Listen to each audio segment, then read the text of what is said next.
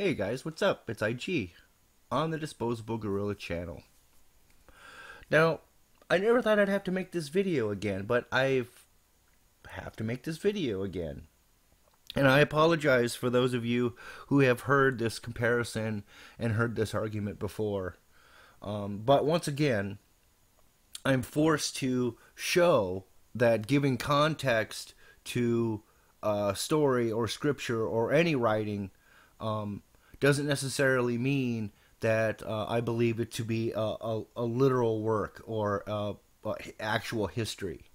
Those of you who have taken a creative writing class or have taken any kind of literature class know this to be true, that you can give context to a story that you don't believe to be literal.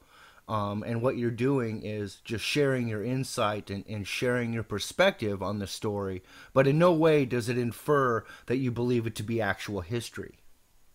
Now, Eve here seems to think that I'm dishonest because in a G-Man hangout, there was a discussion about a particular passage in the Old Testament where the morality of God was being questioned.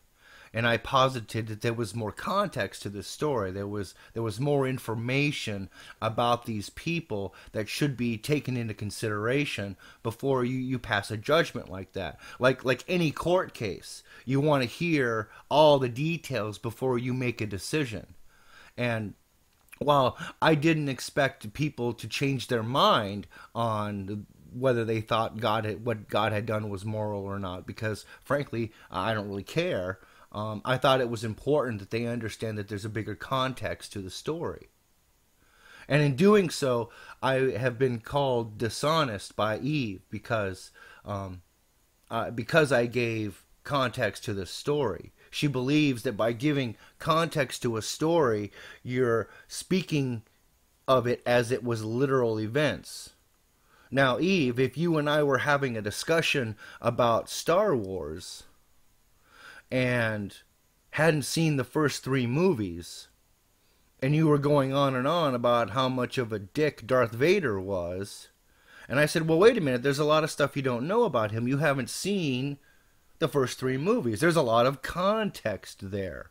Now, I'm not going to argue with you that what Darth Vader did was dickish, but I think there's other information you might want to take into consideration, like his being manipulated, like his being overly protective of Queen Amidala, and the fact that she was having kids, and there's a lot of context there. Now, in us having this discussion and me explaining to you this bigger context of Anakin Skywalker before he becomes Darth Vader, would it make sense for you to then turn around and point the finger and say that I believe that Star Wars actually happened? No, that would be dumb. All I was doing was giving bigger context, explaining more to the story that you were unaware of. And that's exactly what you've done here.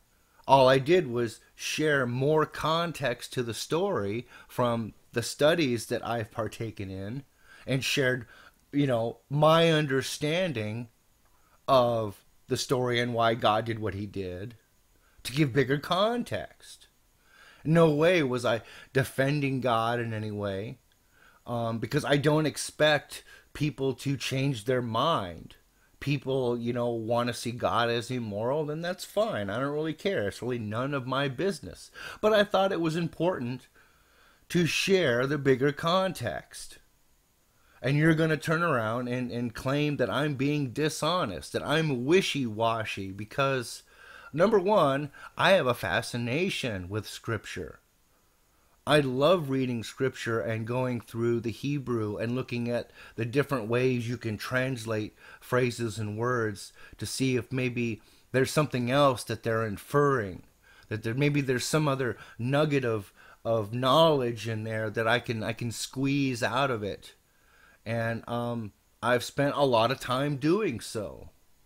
And yes, I believe most of the Bible is allegory, if not all of it. I mean, seriously. I mean, what Christian really thinks that Revelation is literally true? I mean, it's pretty obvious that, 7 heads and 10 horns, that's That's not really gonna happen. There's no serpent that's gonna rise up out of the ocean like that, right? That would be kind of silly. So I think it goes, it's pretty safe to say that the Bible was meant that way. I think a lot of these writings are not only riddles and allegory, but I think they're symbolic of a lot of different things. And just because I like to give context to the story doesn't mean that I'm a literalist. And even if I was a literalist, what difference does it make? Why do you care so much? Why do you feel the need, or more than the need, like the responsibility to hold me to the fire over what I believe? I'm not hurting you. I'm not bothering you. I'm not insulting you or putting you down or trying to take away your rights. I live all the way over here in California. And I have a life and a family, and, I just do what I do. I work and I hang out on YouTube. But for some reason, you think it's so important to hold me to the fire over my beliefs. Well, I'll give you a chance to do that, Eve. I'd love for us to do a hangout live together where we get to take turns holding each other to the fire over our beliefs. That sounds fair to me. If you're going to publicly insult and accuse me of being dishonest, then I have a right to publicly defend my position. And then I have a right to publicly hold you to the fire on your positions. Sound fair? Thanks for watching, everybody. I'll see you on the next one. Cheers.